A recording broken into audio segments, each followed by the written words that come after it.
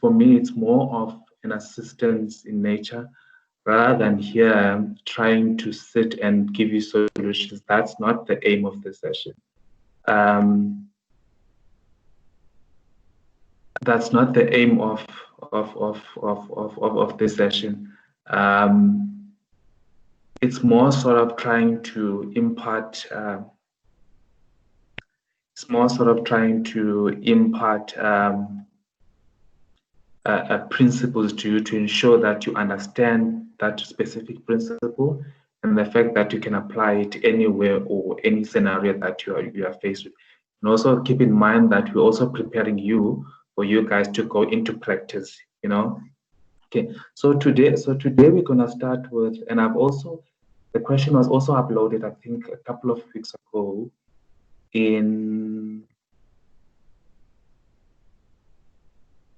on my team's session. So this question deals with an exam that was written, I think, May, June 2019. So the purpose of this is not to give you solutions, but to give you hints or to give you ideas or to perhaps point out the blind spotted things that I think perhaps you might miss. So you will see within the attempt itself, I have tried to address all those kind of things. But also what I've done is I did not only do what was required in terms of the required section. You will see within my response, I've tried to incorporate some other things outside of the question that I think you actually would have been able to do should that question have been asked. Okay. Okay. So if you remember the last time that we spoke, I said to you, instructions are very important for you to read. So if you go in here and say there's 11 pages, you must make sure that it's 11 pages, and you need to note it's two questions, and then all questions must be answered. You need to show all calculations. Make sure you're answering on the correct accounting book. And then each question must be done on a new page. So these are just simple, basic instructions that you need to adhere to. But I think what's important from an exam technique, let me share my screen with you. Let me share my screen with you.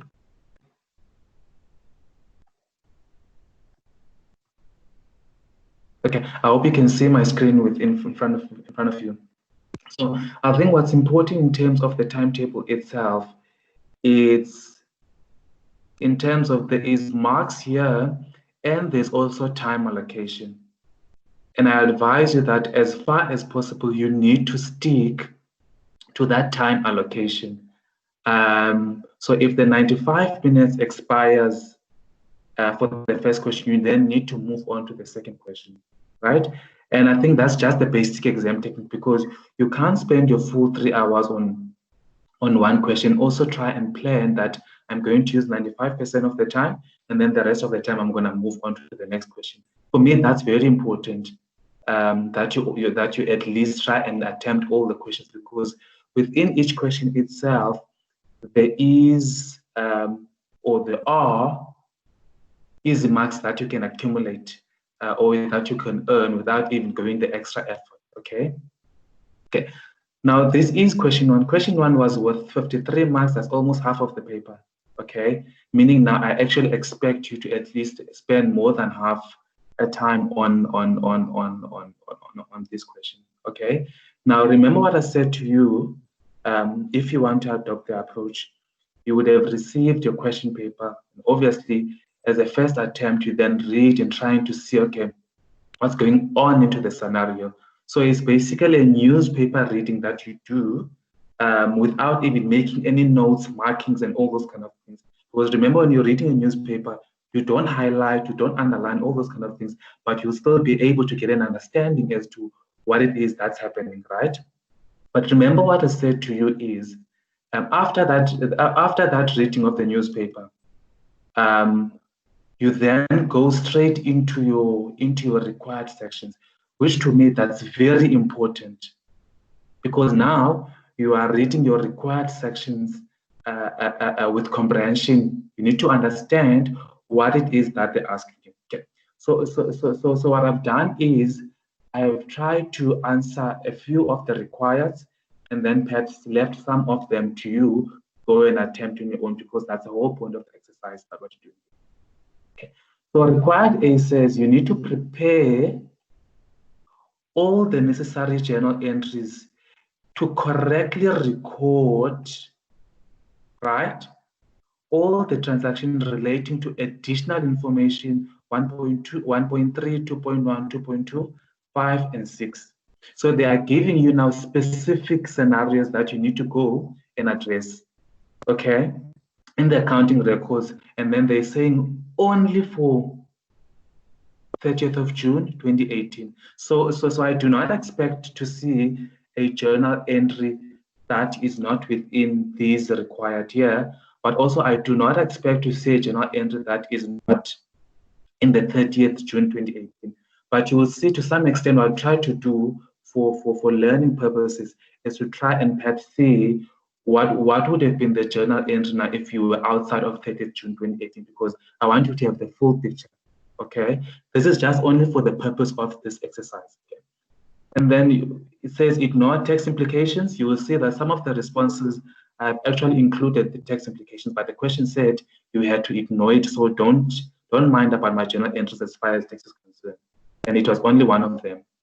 Okay, your answer must comply with the requirements of only IS 8 and IFRS 15.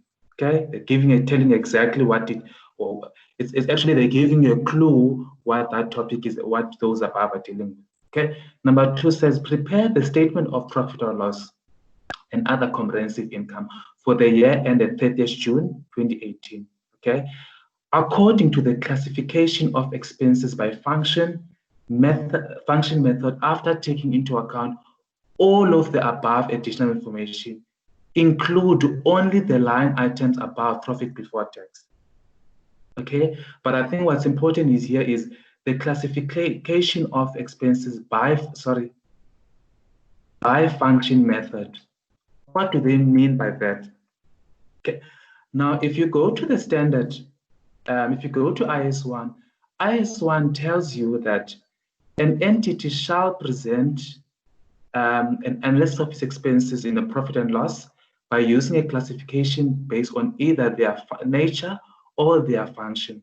So what is the nature? The nature is I am disclosing here depreciation, I am disclosing here electricity and water, whatever you call it. But now by function says you are now grouping all the expenses. For instance, you might have distribution cost, and then under distribution cost, now you have the nature of its transport cost, its employee cost, and so forth and so forth and so forth. So that is what they mean by nature, or either by function. And then now the requirements here of the section says you need to classify them in terms of by function. Okay, so you need to group them. We need to group them together. Okay, but now what I've done here for the purpose of exercise, I've tried to do them in terms of nature, so for you to be able to understand how that specific amount is made up of. But the requirement says in terms of function. But also what's very important is you need to include only the line items above profit before tax. And they've highlighted the only and above profit before tax.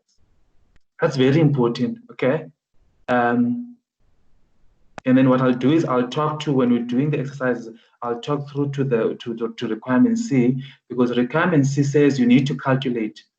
But in calculating the deferred tax, I'll also try and show you how would a note for deferred tax look like, because sometimes they might not ask you to calculate, but they might ask you to do a deferred tax note. So then your calculation will then influence you as to how your deferred tax note is going to look like. And so they say here is for both 17-year as well as 18-year, according to the statement of financial position approach. That's very important. Okay, and now your answer must comply with IAS 12. Okay, we know what IAS 12 now means by now. And then also calculate your current tax expense. So it says here, calculate your current tax expense in the statement of profit or loss, but only for 2018 financial year. The movement in temporary differences in the current tax should be calculated using the statement of financial position approach. So whatever that you did wrong here would have then filtered through here. Okay, so if you got it right here, then it also filtered correctly here in this section. Okay, but that's fine. And then here they say disclose the tax recon only using the R value. So you do not use the percentages. You need to use the rand amounts. Okay, and then you only do it for the 2018 financial year. Now, it says here, no comparative figures are required. Okay, some people still do not understand what we mean when we're speaking about comparative figures, because if you do not understand what they mean about comparative figures, there is two things that's going to happen. It's either it's a matter of you losing marks or not if they're asking for comparative figures, or if they're not asking for comparative figures, it's a matter of you wasting your time by doing comparative figures. It's the either way. So now if the question was asking you to do comparative figures, which financial years would we ask you to do within the question?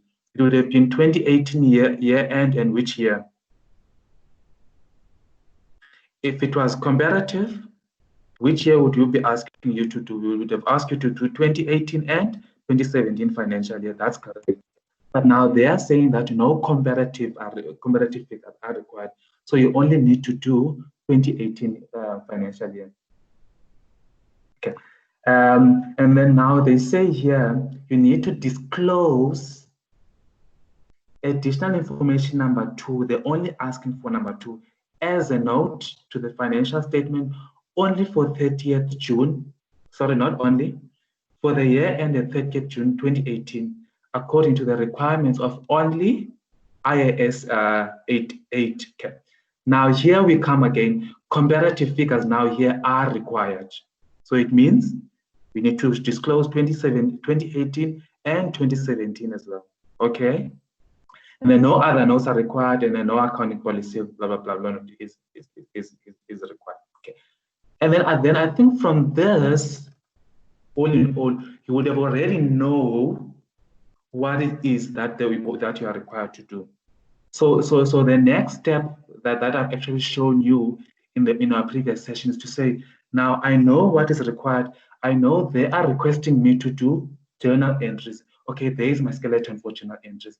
I know they are asking me to do a statement of profit or loss and other comprehensive income for the year ended 2018. So here is my skeleton here.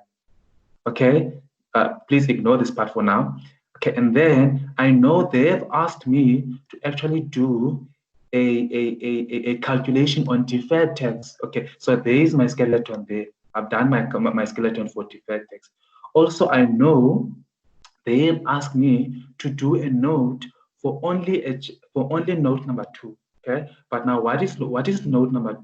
So disclose additional information 2. So we go back now to information number 2. Just gonna say quickly what you address. So information number 2, we already know now that it deals with the inventory. So that deals with the change in accounting policy. Okay. Now we know we need to do now a note in change in accounting policy. So there is the notes to the annual financial statement 30th June year end, and then we're dealing with the change in accounting policy. Now, what's very important is when you're doing your note, in terms of the standard, you need to actually say, who does this note relate to? What is the entity in question? Number 2, tell the marker that you are dealing with a note to the annual financial statements for which financial year, and also tell the markers as to what is the note that you are currently dealing with. That's very important, because remember, this does not end right only here. You also need to go into practice, and these are some of the things that in practice are actually required when you're compiling your financial statement. Okay, now let's go back to the question now. So we know now what's happening to the question. We've read the question, and then we know what's happening within the question. Okay, so what I'll do is I didn't do the full question as an answer for you, but what I'll do is I'll speak to some of the things. For instance, in point number 1, they said you had an admin property that was acquired on the 1st of July at a cost of 1.6. So it's comprised of land as well as building. Okay, and then this date it was available for use as intended by management. Okay, so what does that mean when it says it was available for use? It means that whatever depreciation that we need to account for, we can start accounting at that period in time. Okay, if the useful life is 10 years, according to the straight line method, residual values were 0, and then SARS does not allow any allowances here. SARS does not allow any allowances here. So from the skeleton that we have, or from the required that we have, which required will impact on this transaction? Which required impacts on this? Which required impacts on this transaction? Is it A, B, C, D, or E? Okay, so this would have impacted when you are doing your deferred tax calculation. There it is. So Anilene is right. This would have impacted when you're doing your deferred tax calculation, right? Okay, but now remember now in this transaction, it's actually composed of 2 things. I think someone is on with his or her mic. Let me just mute it again. Okay, so remember that transaction is composed of 2 things. There is land and then there is building, right? Now, your carrying amount of land is 600,000, right? But now remember that there is no allowances granted for tax purposes. So in terms of the standard, then there are no temporary differences that would arise in that regard. Because remember, anything because the cost of this item would have been recovered through sale. So meaning that anything between 0 and up to cost would have then be exempted. Okay, so the reason why is that exempted, because look, if you do your capital gains calculation in terms of the HAU, you would have said, for example, your proceeds is so much, and then what would have done is that will say your base cost is how much? Let's say your base cost in this case was 600,000. Right. Now we know when we're doing our capital gain, we will then exclude, let's say our proceeds are R1 million. Okay, so minus. So now it means that then your capital gain in future, 1, 2, 3, would have been 400,000. So that's the reason we're saying that from 0 up until to base cost, then that portion is exempt. But anything above that, then you start then assessing, is this taxable in future or not? Okay, now, so the same thing that perhaps you would have done for, the same thing that you would have done for land, sorry, for building. But now remember as well for building is the fact that the building would not have created any temporary differences because of SARS does not grant you any allowances in this regard. Okay, I think we sorted with transaction number 1. That's how you would have dealt with if you're answering this question. Okay, but also take into account is that there is depreciation on the administration building.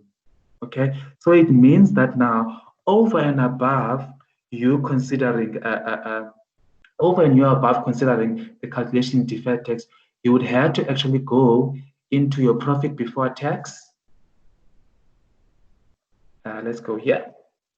So in your profit before tax, above here, I did not include it now here, but I'm just explaining to you. In your profit before tax above this line, you would have went and then included what the depreciation is for that admin building. But the nice thing is you have already been given what the depreciation is for admin building for the current year. There is a depreciation. They've already given you what the depreciation is.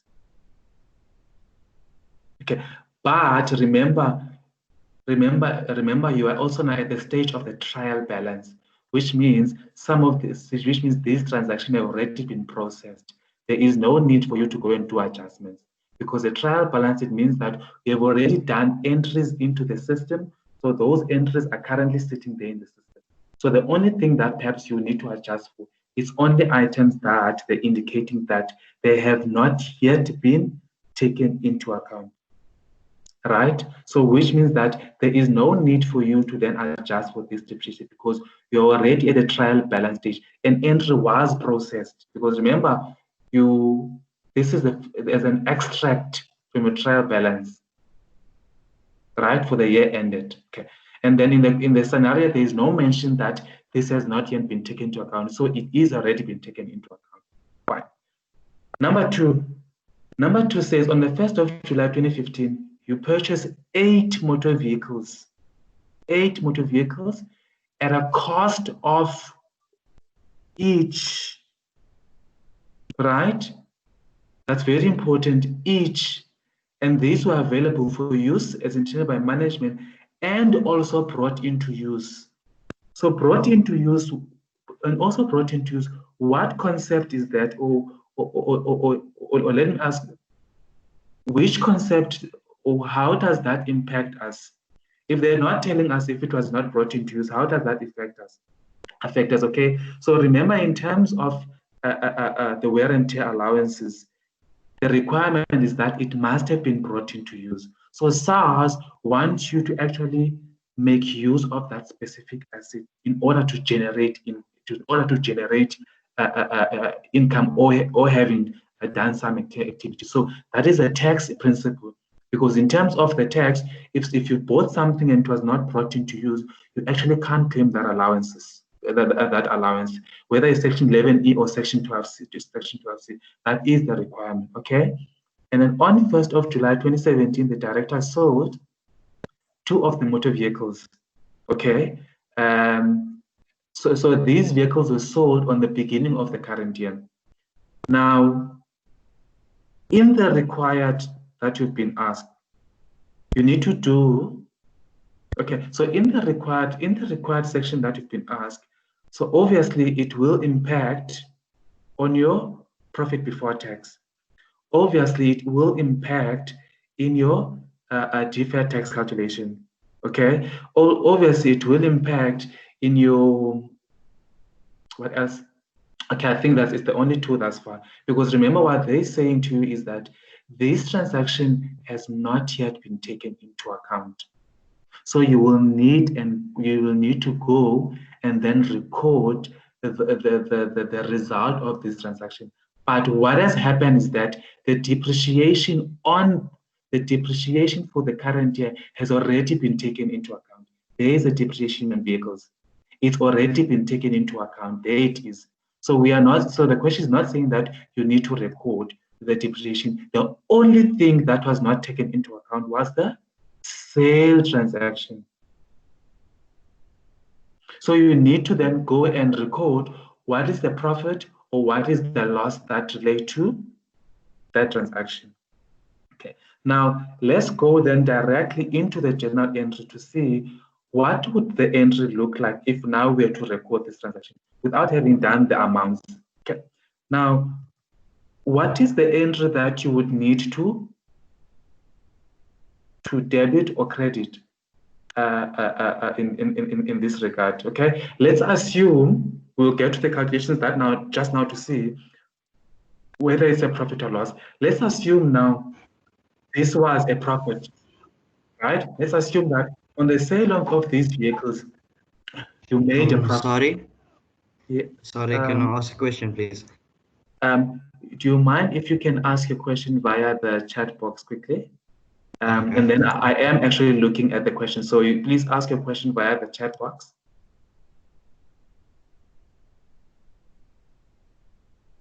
Okay. So what is the journal entries that you would have? Let's assume that this now is a profit. What is the journal entry that you would have pushed through to record this transaction? What is the entries? Give me the entries. Okay, so someone is saying that you would have debited bank. Okay, I agree with that part. And then you credit the asset with the cost. I agree with that part. Okay, I agree. But now there's also another interest that I'm missing because it's not gonna, because remember we're gonna debit bank with the proceeds that we received, and then we're gonna credit an asset with a cost. But now there's other interests that that are missing. What are those interests that are missing?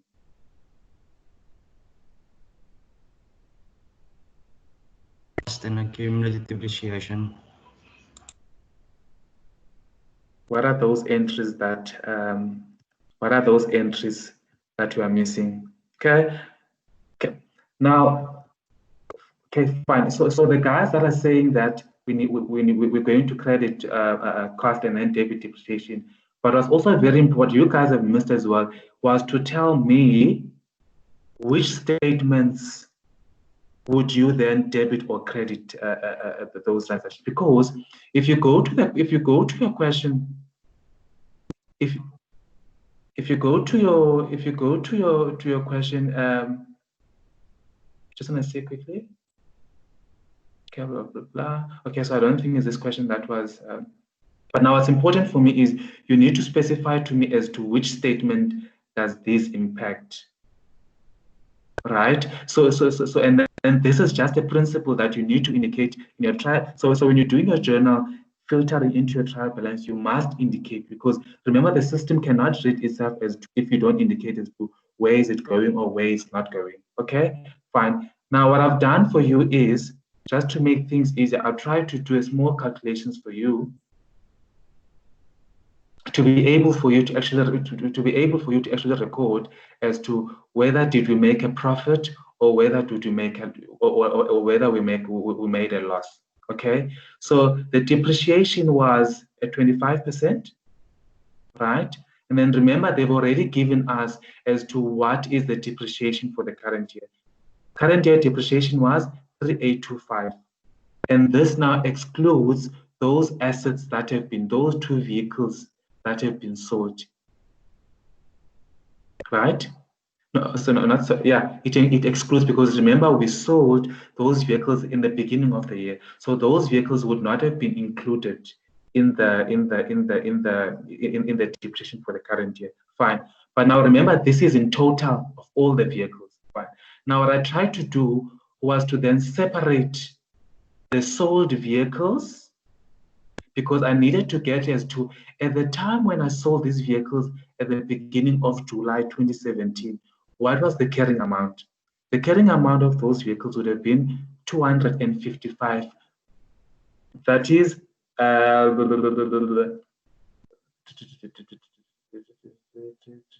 carrying amount base cost. Where am I now? Let's see. Right. Okay, yeah. So I've done it here per vehicle. Okay, that's why, yeah. So I've done it here per vehicle. So that's, yeah. But now what you do is that, remember the carrying amount here would have been per vehicle. So when I got in here, so I know how much I sold the asset for. Let's go on top quickly. I know how much I sold it for. Okay, I sold it for 540, and then so I sold the vehicles for 540, right? Is there an error here somewhere? I just want to see quickly that, so it's okay. So the details of the select transaction. Okay, for the two vehicles. Okay, so both vehicles were sold for that amount, right? And then the carrying amount, okay, for both vehicles is 255. Okay, meaning that your profit here should be 285, because both are sold for 540, and then the carrying amount for both is 255. Okay, so now there is now there is your profit. So what would have happened is that in your so you sold it for more than what is worth. So you've made a profit of 285. Okay, just want to see if I've accounted for that. So your profit here should be 285. Okay, And obviously then changes. Okay, so just want to see that. Okay, really doesn't matter.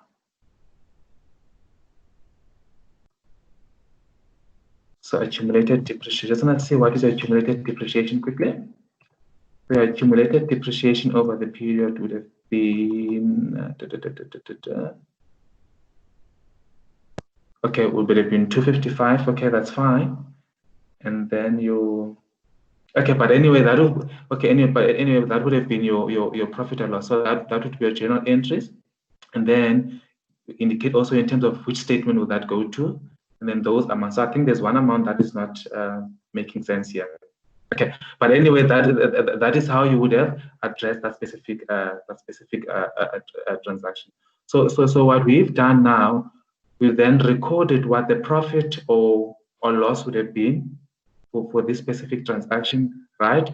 But now remember, that is the only thing that you will need to adjust for if you're going into your profit before tax. Okay, it needs to filter somewhere here. So you say your profit before tax, sorry, your profit on sale asset, then you include your, okay, so but then in your case, we need to group them together because they're asking in terms of function and not in terms of nature. Okay, fine. But also in terms of if you were asked to do your note before your note for profit before tax, you would also have to consider that you will also have to consider the profit on sale of vehicles. Okay, but this was not a requirement, but you need to consider it as well as part of your response. Okay. So in a nutshell, that's where then you would have plotted your responses or you're required in terms of what the question is asking you. But also keep in mind as well in terms of the deferred tax, because remember, for deferred tax purposes, you've already calculated all the values. So now it's a matter of trying to go and plot. For instance, you know that the carrying amount for vehicles was that amount, and then the tax base was that amount. You know, so it's a matter of now only transferring those amount as to where they belong. Because remember, you're trying to take one scenario and address it according to all requirements, because that's how you're going to earn maximum marks in that regard. The same is what you would do here for motor vehicles in terms of what you have, okay? But what's also important is that you will then need to indicate whether you are dealing with a liability or you're dealing with an asset, because that's what your question actually asks you.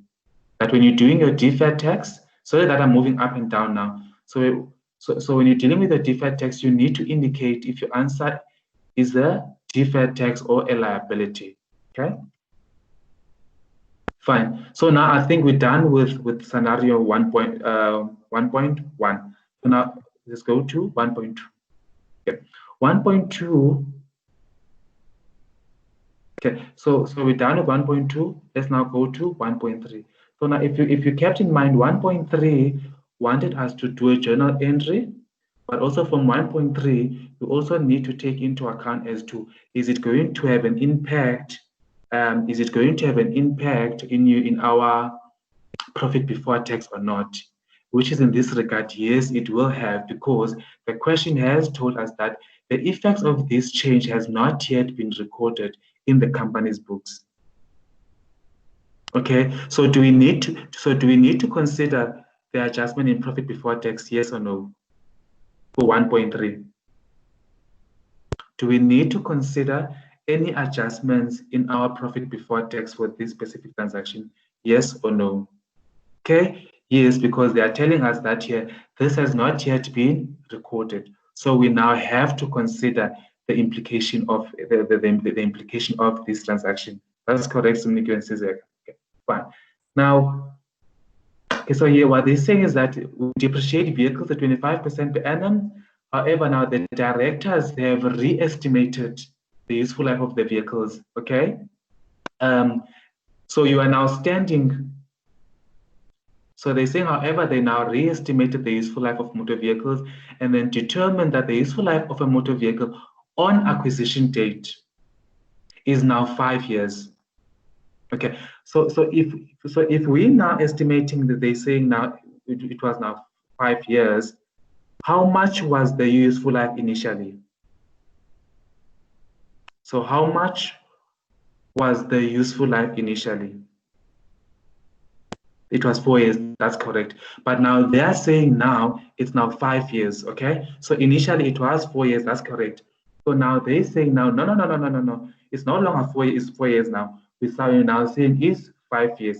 Now we're going to see what impact is that does that have. So already we know what we are dealing with here. What are we dealing with here? Are we dealing here with an error? Are we dealing with an accounting policy? Or are we dealing with a change in estimate? Which one of the three are we dealing with? Change in estimate, accounting error, or are we dealing with a change in accounting policy? What it is that we're dealing with here?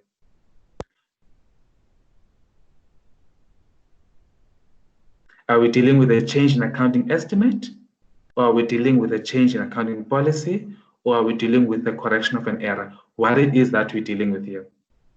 We are dealing with a change in estimate because we're saying that initially it was 4 years, but now we've changed down to be 5 years. Okay, that's correct.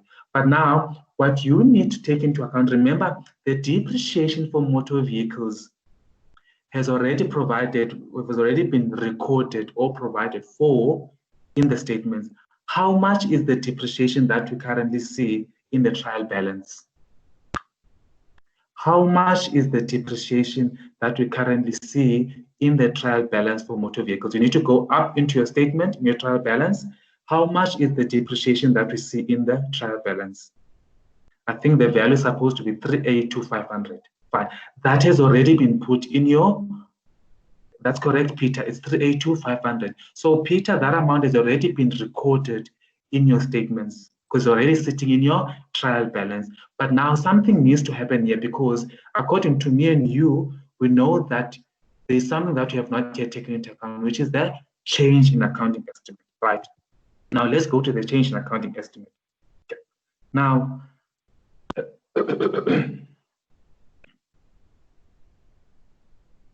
where am I now? Okay, yeah.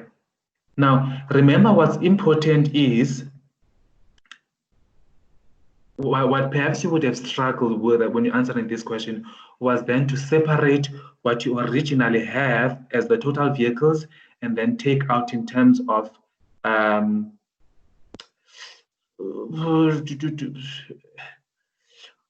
what we have struggled with here would be now what you have in total and then what you then have also in terms of what you need to take out now in terms of the vehicles that we sold. Okay, so I think that would be then something that you perhaps might have struggled with it. But what I've done here, I've tried to have all the carrying amounts for what was in total. This is the carrying amount of what has been sold. Okay, debatable, but anyway, it's fine.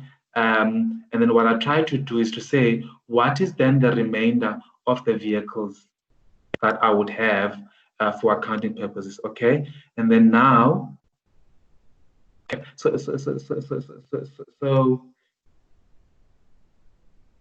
so in total would have been that amount, but now remember the carrying amount of the vehicles was standing at 255, the one that I've sold, and so obviously I'm left with that amount. But now remember the depreciation for the current year that has been processed is 385, but we know now that is not the correct one. So now we need to do the depreciation based on the new estimate that we have, okay?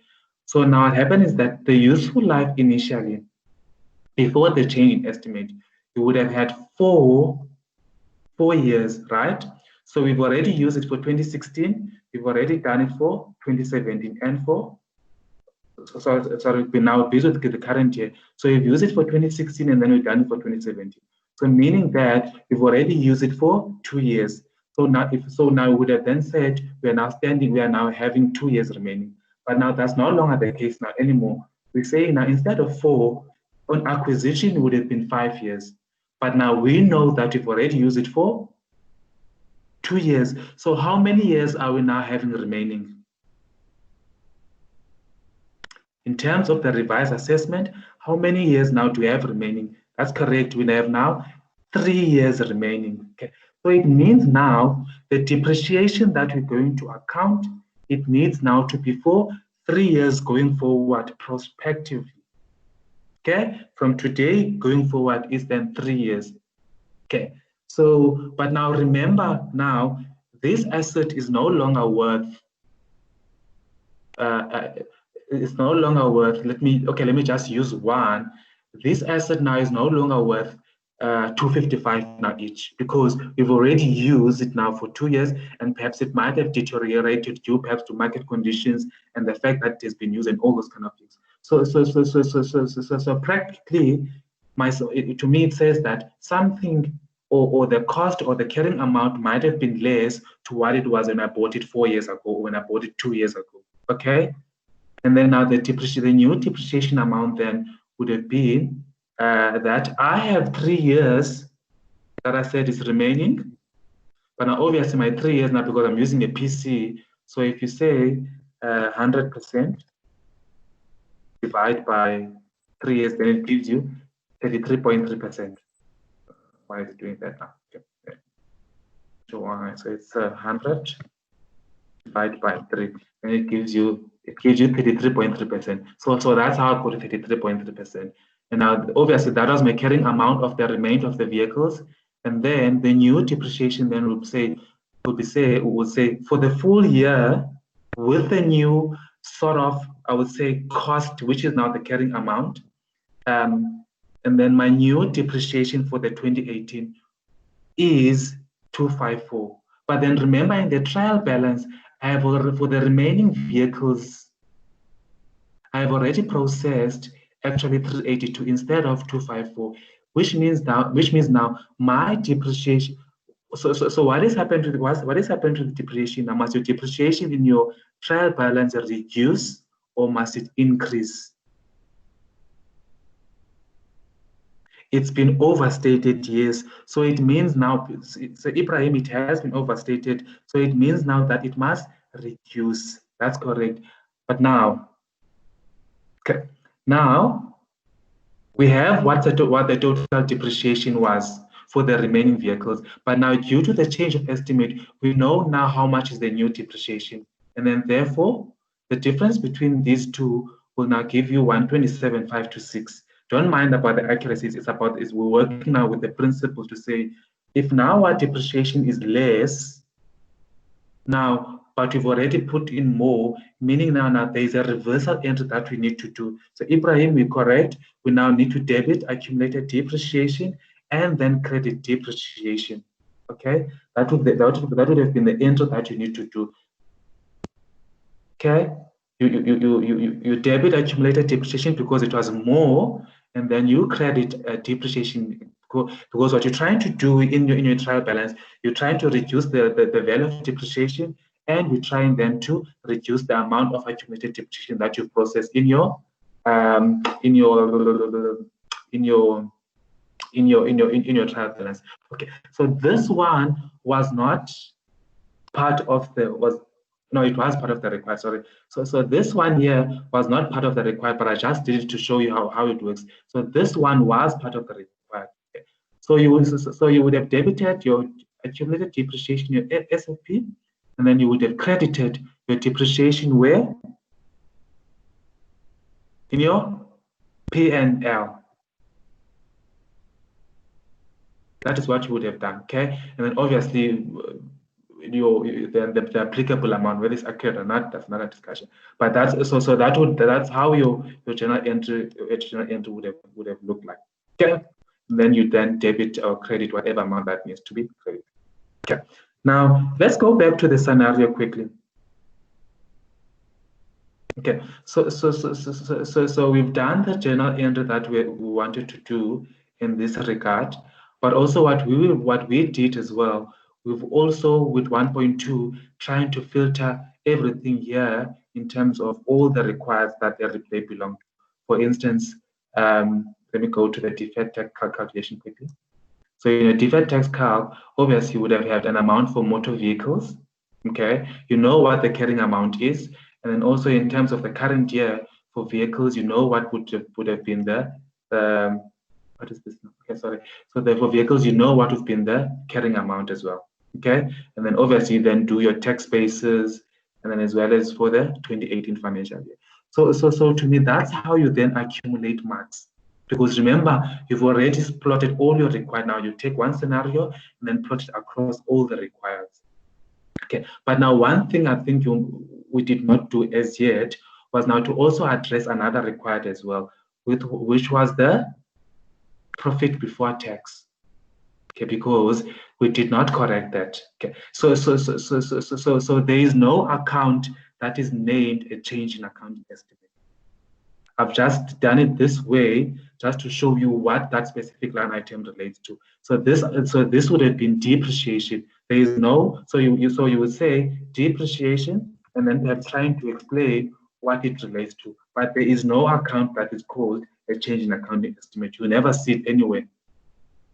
Okay, so change in accounting is just a principle. So don't do it like me. You need to write then depreciation, or in terms of what the required is saying, you group the items together according to the function that it relates to. Okay, so I've only done this for you just to actually show you where do you get that specific amount. Okay, now if they have asked you to do a note, this is not really required of the question, but if they have asked you to do a note of a change in accounting estimate, so how would that note would have looked like? Okay, so you would have tell the marker that you are doing for Ginger Limited, if it's Ginger, and then you're telling them it's the notes to the statements for the year in question, and then also try and include as to what is the note about. Ibrahim, I'm going to answer you just now. So what is the note all about? Okay, so I'm saying here, you also include the narrative part to say, why did we find ourselves in a position of the change in estimate?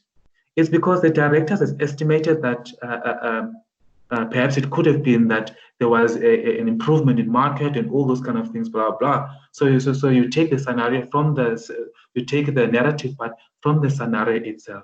Okay, so now what you do is you then indicate in terms of, with this note, what was the impact in your statement of profit or loss? Okay, depreciation would have then decreased. And then obviously a decrease in depreciation accompanies with an increase in income tax. Okay, the same thing that would have happened, there would have been a decrease in accumulated depreciation, but accompanied with that, there would have been an impact in terms of your deferred tax requirements. Okay, so your journal entry then speaks then to the note. How, if they've asked you to do the note, how would the note would have looked? Okay, let's not read here quickly. But if we do, okay, I'm not understanding the question, but I'll deal with the question later on. I'm not understanding what he's saying. Okay, so that's how you would have dealt with the change in accounting estimate note. Okay, now we've moved on with 1.2, 1.3, and so forth. Okay, we'll never go back to those. We'll never go back to those scenarios, because what we're trying to do, we're trying to take one scenario and then plot it across all our requirements. Right now, we're dealing with number 2. Number 2 deals with inventory. Okay, and then number 2, they have told us that we need to do a journal entry. Right. Okay. Now, if we need to do a profit before tax, I assume that you've already read the question and attempted the solutions now on your own. So now if we know from the required that you've plotted, will this impact in our profit before tax adjustment? Yes or no?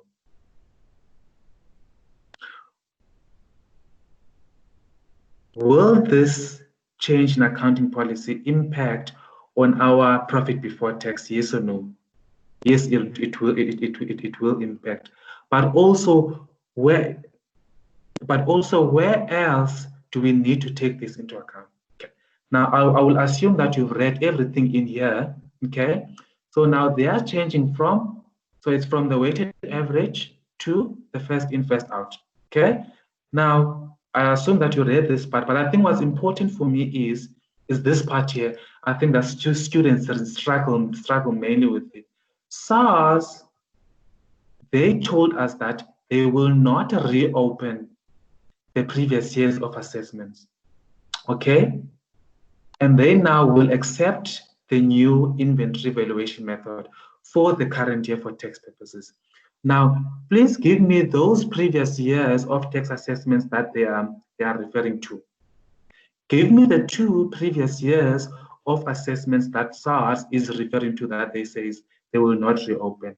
That's correct, Ibrahim. It's 2016 and 2017. That's correct, Sizek as well. Fine. Now, what impact does this have? Okay. Well, let me ask this. If you're now doing your deferred tax, the 2 years of assessment or the 2 financial years that you give me, will this statement result in temporal differences? Yes or no? So those 2 financial years that are saying, look, I'm not going back to open those years, right? So now what impact does this have as far as deferred tax is concerned? Will this result in a temporal differences? Yes or no? Remember, your new inventory valuation method now is your first in, first out method, right? But remember, when we submitted back then in those years, we were still doing this, the weighted average. Now SARS is saying to you, I don't care whether you've changed from 1 to 5-4. I'm not accepting those for the previous year, right?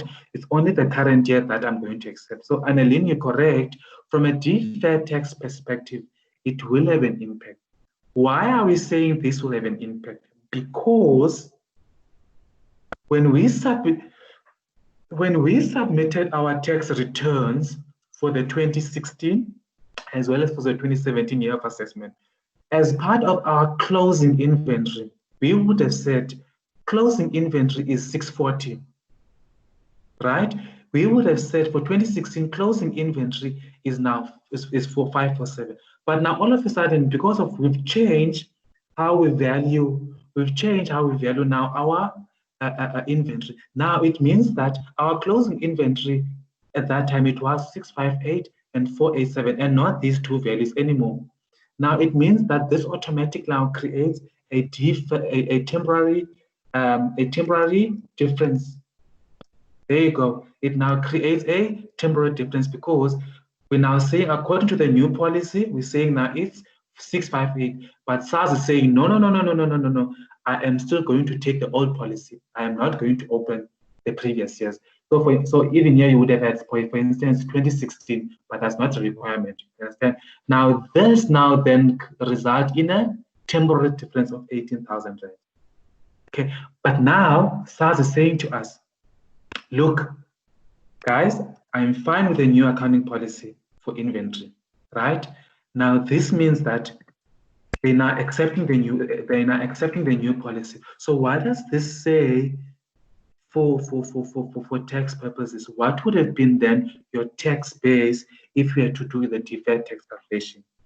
What would have been your tax base be if you were now busy doing the 2018 financial year? What would have been the tax base amount? Okay. The reason why you guys are not giving answers is because the reason why you guys are not giving an answer is because you do not see 870 here. You do not see 847 here. So that's the reason why you guys are not giving me the answer. Okay. Ibrahim, it's not 810, and I'm going to correct you now why I'm saying it's not 810. Okay. If you go further to 2.2, 2.2 says finished goods,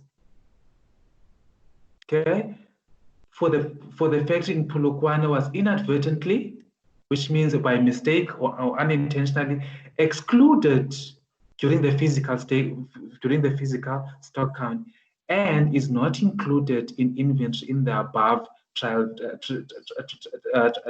balance. Okay, so obviously when they, let's say if someone is doing an audit and then they pick up this error, and obviously you want to adjust for this, we want to adjust for this error. Obviously, not error, mistake, whatever you call it, you'll want to adjust for this issue. Okay, so now it means that instead of now you having 810 as your closing balance, your inventory is sitting at 37, sorry, at 37 plus 810, which then gives you 847. I think most of the students would have missed this part, or they would not have, or they would never know how to deal with it. Fact of the matter is,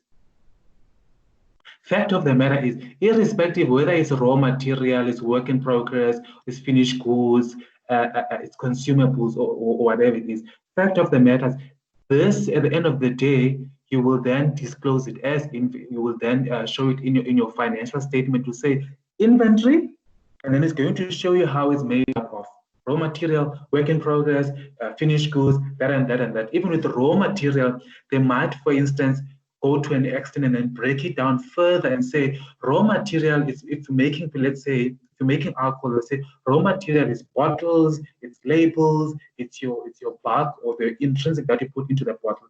So do not be misled by this and try and do a long calculation. You could have just used the totals. You could have just used the totals here. There's nothing that would have there's nothing that I think wanted you to then use line by line item by line by line item. So you could have just used the totals here. Okay. So you guys would have perhaps missed that part. Okay. Now let's go back. Let's now go back to the deferred tax. So now in the current year, you would not have any deferred tax implications because your tax base and your carrying amount is the same. Okay, are we all together? Okay, that's fine. Okay, that's fine. But now, so we've done the deferred tax now. Is there an adjustment that we need to do in our profit before tax? Okay, but also let me just clarify, let me just ask something quickly. This change in accounting policy, if I say previously that, because remember you're now busy with 30th June 2018, you would have done 30 to 2017, the financials have been signed off by the board, and then for 2016, the financials have also been signed off by the board as well, and approved for application. Fine. Now, if I am saying to here that previously it was 640, but now it's 658, am I saying here am I saying here now, in terms of the physical stock, is it now 600? Is it now, let's say, let me ask, has the units changed in terms of what I would have had compared to now? And the answer is no. Okay, because most people now think that because of the value of the inventory has changed, now meaning that the quantities would have changed. It's impossible. How does the quantities, when you hear that would have changed already? It's impossible. The units would have stayed the same, but it's just that the way how we value inventory, it would have the change in principle, but in terms of the units itself remains. If I had 10 units, it would have still be 10 units. But now I value inventory because I'm trying to find a more fair way to present to my users, or a more realistic way to present to my users, to say this is what my inventory is currently sitting with. Yes, Ibrahim, Peter, that's correct. Okay, so it's important that you understand that principle, that it's only the method, it's only the principle of the inventory that has changed how we value it, but rather than in terms of the physical quantities thereof. Because it's I don't know how you go back and then really count quantities that existed at this point in time. It's not possible. Okay, fine. Now we've done the deferred tax part, right? Where else the change in accounting policy would have impacted in terms of the required? Do we need to go and consider any implication in your profit before tax? do we need to go and consider any implications in your profit before tax? Yes, we had to go and consider, because Ibrahim, so a change in inventory would have then as a result of something in the income statement. You can't have inventory in your balance sheet, or the new term is in your financial position, whereas there's nothing that happened. So something must have happened fictitiously in this case in the profit or loss, which now resulted in an impact in your balance sheet or your statement of financial position. Right. Now, what we want to see is, what is that impact? Okay, so we know that perhaps as part of our planning, right, we would have then included something regarding a change in accounting policy. We don't know how much the value is now, so we need to go and determine as to what is that amount. Okay, but then remember, they're only asking you for 2018 in terms of the journal entry that you need to do. Okay. Now, what I want you to do for me is, I want you to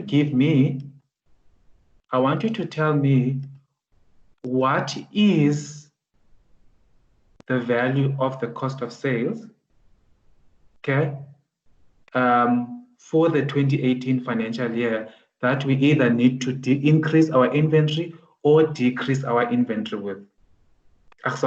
Increase our cost of sales or decrease our cost of sales in the statement of profit or loss.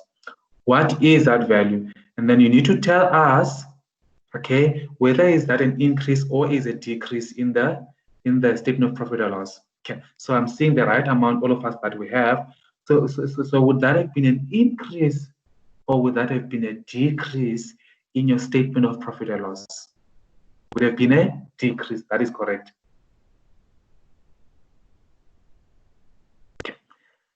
Now, in order for you to be able to understand, okay, let's go back here quickly. Okay, let's say we are dealing with an expense, right? So let's say here we're dealing with an expense. An expense increases on the debit side, but then it decreases on the credit side. Okay, fine. Now, we've determined that the amount that we've determined for the cost of sales, it's how much? It's 104. But now remember, this is a credit, right? Now from our T accounts, we say now that cost of sales is an expense and then it decreases where? On the credit side. So this amount here has a credit balance or a credit, whatever you call it. Income statement doesn't have a credit balance, has a credit amount. So which means that your cost of sales for the 2018 would have then decreased with that specific amount.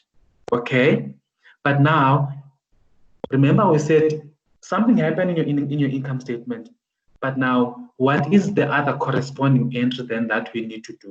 Because you can't only have one leg of the transaction, it needs to be inventory. That's correct. Okay, but then what I've done is as well, which was not the required of the question, I had to, what I've done is I've taken into account as to what would have been the tax implication if we were asked to consider those tax implications. Okay, so I've tried to consider them, but that was not part of the question. Okay, so are we all together in this? Okay, so do you guys see how do you accumulate marks by taking one scenario in your exam question and then addressing it across all the required, right? Because you want to ensure that when you reach the 100 minutes of this question, you know at least you have to address the majority of these according to the relevant sections. And you know now what's nice about this is the fact that I have now plotted this journal entry. But now, so I have plotted this journal entry and I already have my calculations here. What is stopping me from doing my note here? There is nothing that stops me from doing my note because I already have all the information here. Remember? So it means that I would then already have addressed now this part here and earn those 15 marks because you've already done the calculations already. So planning is important because once you do your planning properly, you will then be able to actually generate the easy marks quicker. But then also as well, your principals are going to assist you in earning more marks as well because remember, you've done your entry as well. You've done your entry already. Okay, done my entry. Now let me go and do a change in accounting estimate note. There's my note already. What's important, you must tell the marker what it is that you're doing. You must tell the marker that is the note. You need to indicate to the marker as to which year are you dealing with. But now remember, you need to tell the marker as well as to why do we find ourselves in this position. So I wrote to you there that you must say what happened. The director has now, after careful consideration or after evaluation of their business processes, they've now decided, moving from weighted to first in, first out, it's a more accurate way to provide a fair presentation of inventory valuation. So as such, we have changed from now weighted average into first in, first out inventory valuation. Cool, done. Okay. Now you need to, the same way you've done with the journal, you need to say how, or you need to say why do I have a change in my income statement of profit or loss. I'm going to show the journal. I'm going to show the journal again just now. You need to show how did it go about that there is now an adjustment in my profit before tax amount. How is there an adjustment in my statement of financial position as far as the inventory is concerned? Okay, so you're trying to take one scenario here. You're trying to take one scenario, and then you kill all the requires that they want from you. That's what a good exam technique is all about. Okay, let me go to the journal entry quickly. Okay, so that would be, because remember we said your cost of sales decreases. Now your cost of sales, it's an income statement account, or it's a profit or loss statement account. Okay, and then now so it's an expense, and then where does it decreases? It decreases on the credit side. Remember, I've always told you that you just make yourself clip notes as far as the T account is concerned, because this will come in handy. I'm dealing with an expense. Where is the expense increasing? Where is the expense decreasing? Okay, fine. Now, what perhaps you would have wanted to do, perhaps if you were asked to do a note for profit before tax, okay, you would still need to show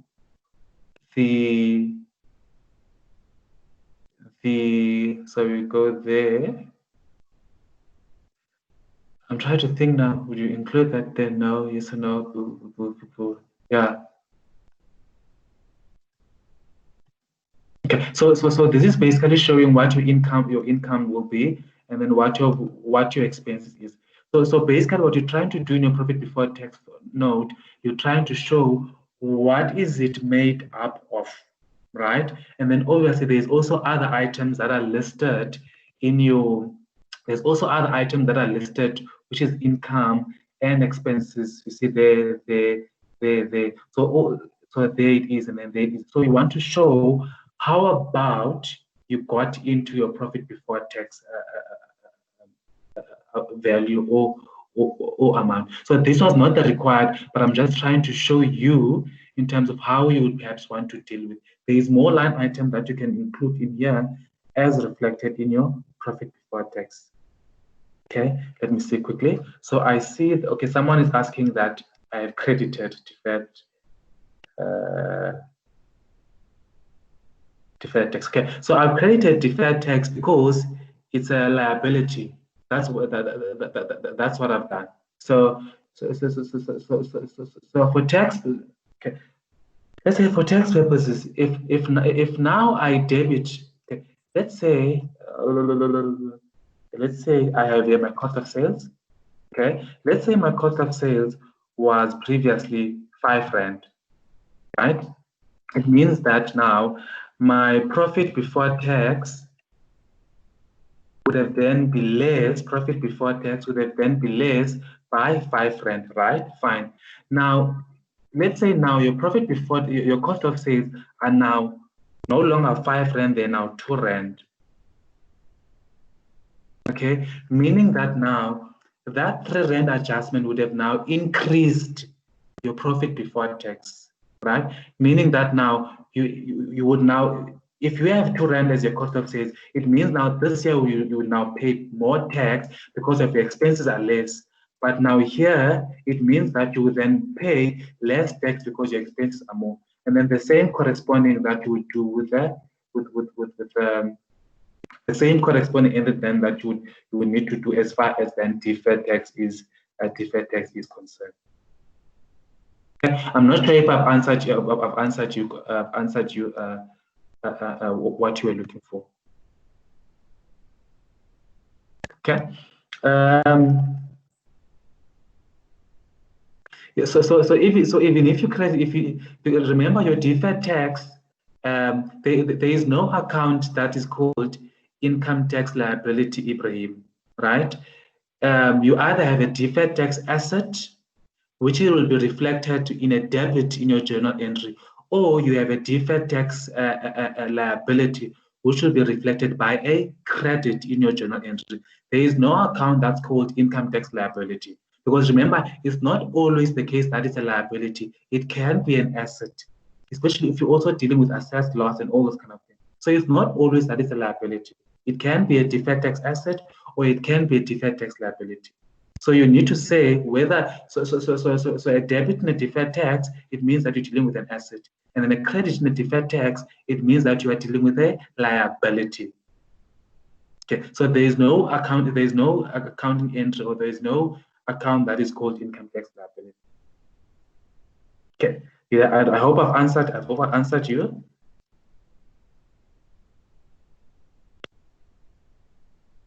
Okay.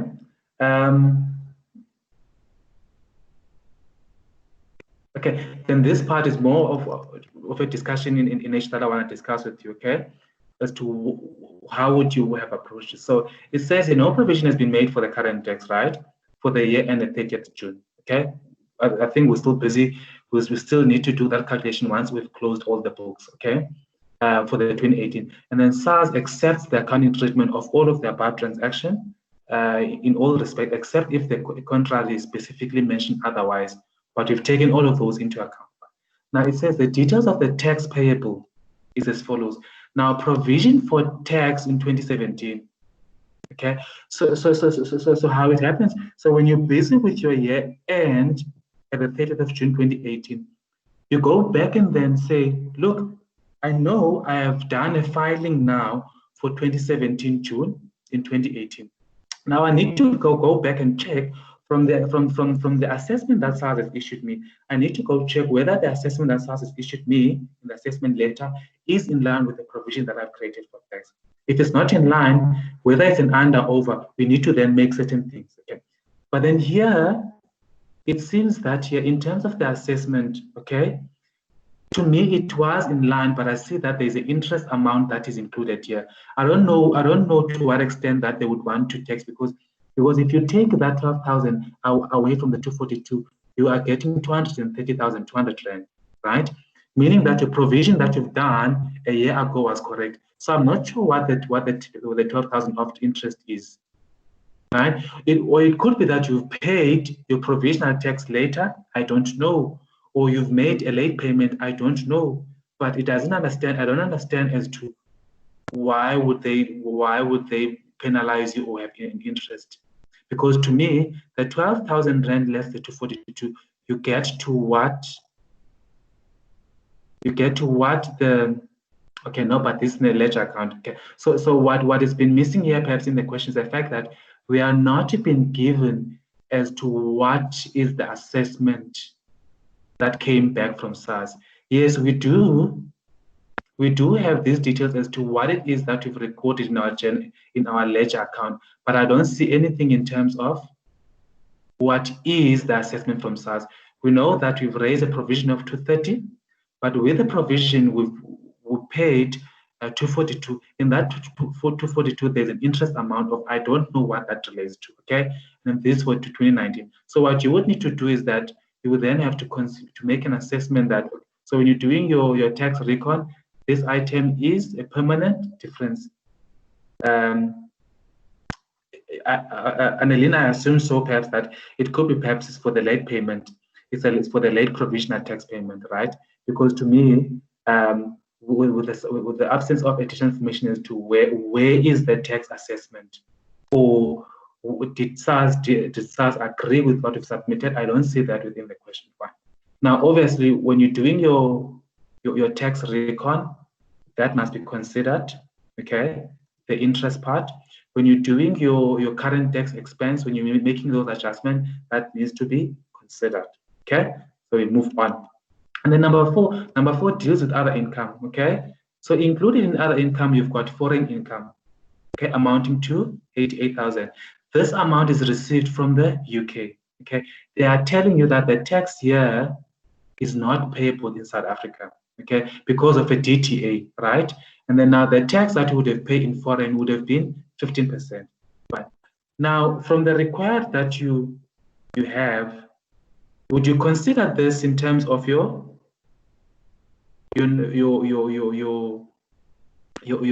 current tax expense calculation? Yes, you would consider, because this amount is already included in our profit before tax, but it is not taxable in South Africa. You would have paid tax in the UK for this amount, right? I'm going to get to you as to why we should then reflect. So this would have been an exempt. This would have been a permanent difference that you exempt. Fine. Now in your rate recon, remember, South Africa currently charges a rate of 28%. But now you've paid tax on 15%. Okay, so in terms of the income tax, you would have paid tax on your worldwide income, right? It means that now the difference between 28% and 50% is going to be your reconciling item when you're doing your income, when you're doing your tax rate recon. Okay, so when you're doing your current tax expense calculation, this item must be exempt. It's not taxable in South Africa. When you're doing your reconciliation, you will need to consider the difference between what the current tax rate is to how much tax you've paid in the foreign country. Okay, that is going to be your reconciliation difference. But also, what you would have need to take into account when you're doing your tax rate recon, you will need to show in South Africa as to how much tax have I paid abroad. They have already given you, I think, on top, what is that tax? There is a foreign tax paid.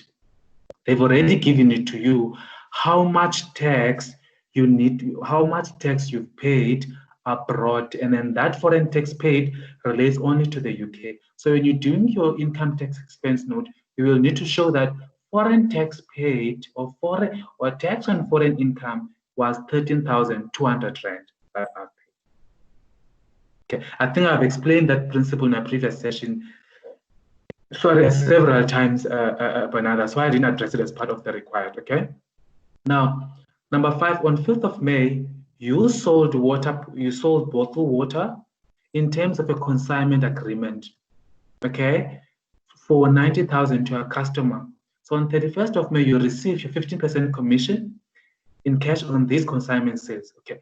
So consignment. So what is consignment sales?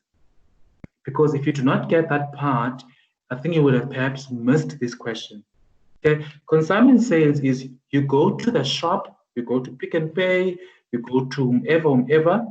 Let's say you grab a magazine in Pick and Pay. That magazine or that newspaper, whether I think it's Independent House or whoever it is, they say, look, sell this item for us, because of in nature is that if you sell a newspaper, by tomorrow if you sell a newspaper today, by tomorrow that newspaper is old news. So now most of this stuff happen on a consignment basis, right? I say to you, X, sell me this newspaper. So whatever that you sell, then you can take 50% as your commission on that. Okay, so those newspapers do not belong to those newspapers do not belong to Ginger Limited. But those newspaper, those bottled water or newspaper, they belong to Springs Limited. So I can't go and recognize a value of 90,000 in my books because those are not my sales. So what is the amount that I need to recognize in my profit before tax as sales? So what is the amount that I need to recognize as sales in my profit before tax? It's the 15% of the 90,000. That's correct. You do not recognize the 90,000. You only recognize only the 15%. The 15% gives you 13,500. Okay, the amount was paid. Okay, so we debit bank, and then what we say our revenue or commission that we will receive is how much? 13,500 in your profit or loss. The amount of commission only, and not the revenue. Only the amount of commission. So I'm saying here you are recognizing the commission earned during the year. Okay. So obviously, when you're doing your profit before tax note, you will then also need to take. So when you're doing your adjusted profit before tax, you also take the commission into account as well, because the question is saying it has not yet been taken into account.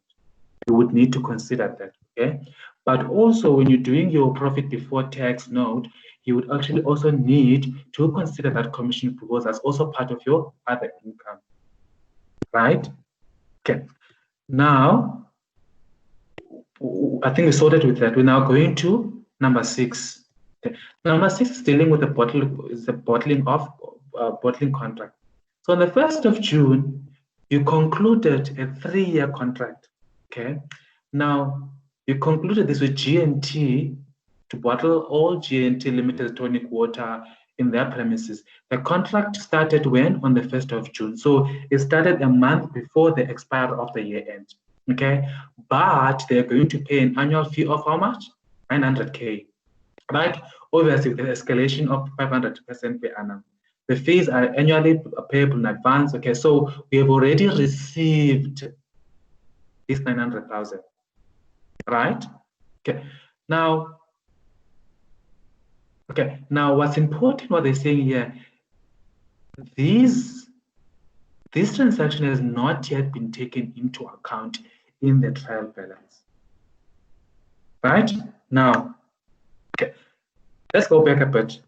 I'm going to show you something quickly. Now, so how you would have dealt with this, you would have dealt with this in terms of IFRS 15, right? So the requirements of IFRS 15 would have been that. Okay, let's go back here quickly to the requirements. Sorry. I think it's here.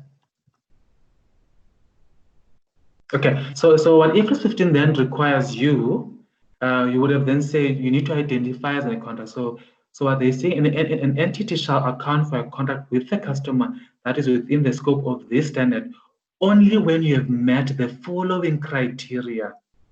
So you will then have to assess whether is there an approved contract. It can be in writing, it can be oral, email, or whatever it is, or it can be according to business practices. Okay. The second part that you have to make an assessment: do we understand or can we identify the parties' right to each the parties' right to the goods or services that needs to be offered? Can you identify the payment terms? Yes, we can. Is there commercial substance within the construction itself as well, with the contract itself as well? And also in terms of is there a probability that we will be able to collect the amount? Yes, we will be able to collect the amount because we've already received an amount of 900,000 rand. So now already we know that we are dealing with the IFRS 15 item here because there are all the indicators. There is a contract. We know what the amount is. We know that we've already received. So there is an ability for us to collect that amount, but we already collected that amount and all those kind of things. So how would have the journal entry look like? Okay. So let's go to the journal entry quickly. So the entry would have looked like something like this. Okay. Remember, in your bank account, there is no dispute. We've received the full 900,000. There's no dispute about it.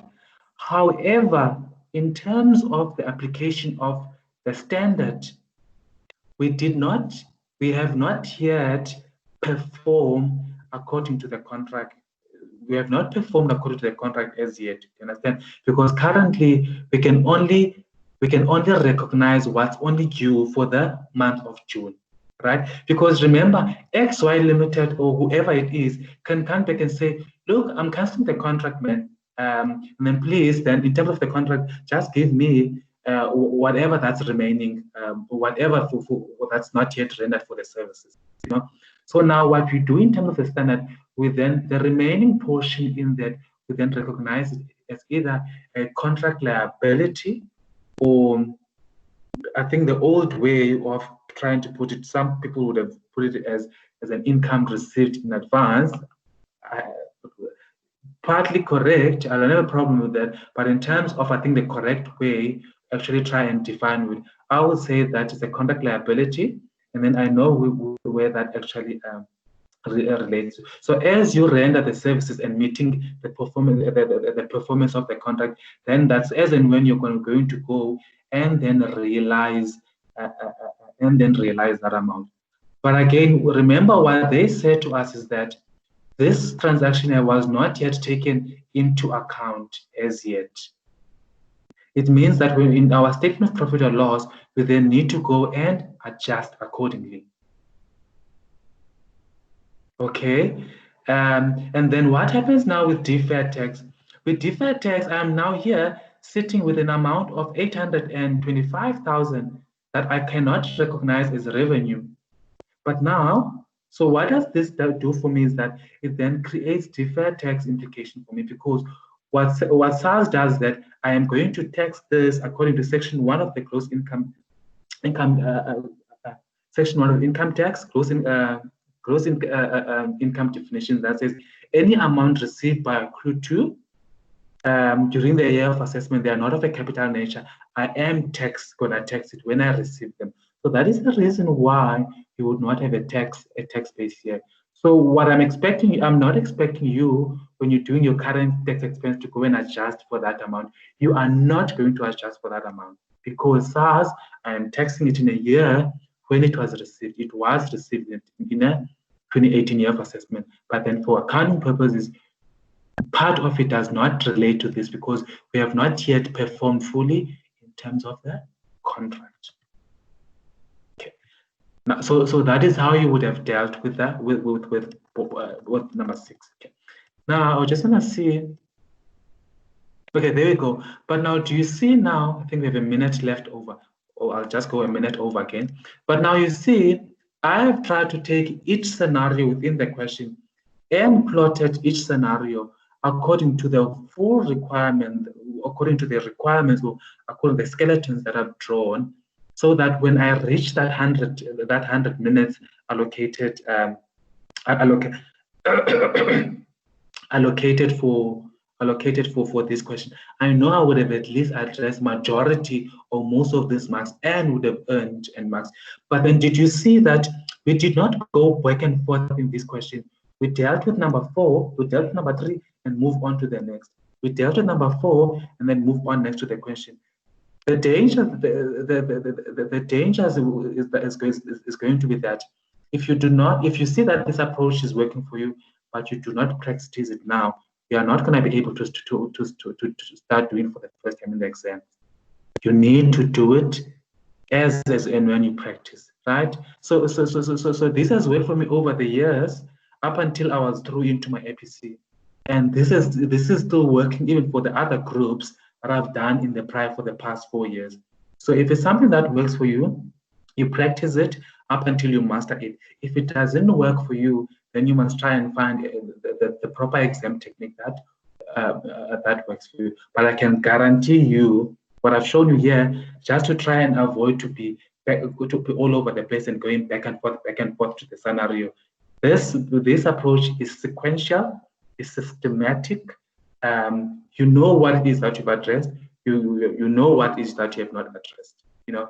So what we're going to do perhaps next week is then to try and and then finish as well in terms of part of the remainder of the question. So the idea for me is not to give you solution, but the idea for me is to actually try and assist you in terms of how would have one dealt with the principle if you were in this situation with if you were now in the exams. Okay, so I hope I've assisted as far as possible in terms of this question. So what I would like to do, I think UNISA would have perhaps issued, because this is an old question for a year ago, so I think they would have perhaps, with your study material or study guides, they would have issued perhaps out this question. I don't know. So I think it would then be good to go and gauge your progress against those solutions. So I think I've helped to some extent, and I think then we'll see each other on next week, Tuesday, right? Yeah. So I'll try not to cancel the class, depending on my work commitments. But for now, we will have a class next week, Tuesday. If you can do me a favor, you will see on the same tab where you find the study material, or when you find the material that I've loaded on there, please go and complete the evaluation questionnaire for me, so that the facilities people can then, we need to see where we need perhaps to do more work or improve, or we need to see where we're doing good and then continue doing good. Okay. But thank you guys for your participation, even though we are restricted in terms of speaking to one another, but thank you for your participation. It was a good session. You guys interacted, and I will see you then next time around. And then that's it for me. Cheers. Hi, X. Hi, X. Can you hear me? Hi, it's Claudinia. Maybe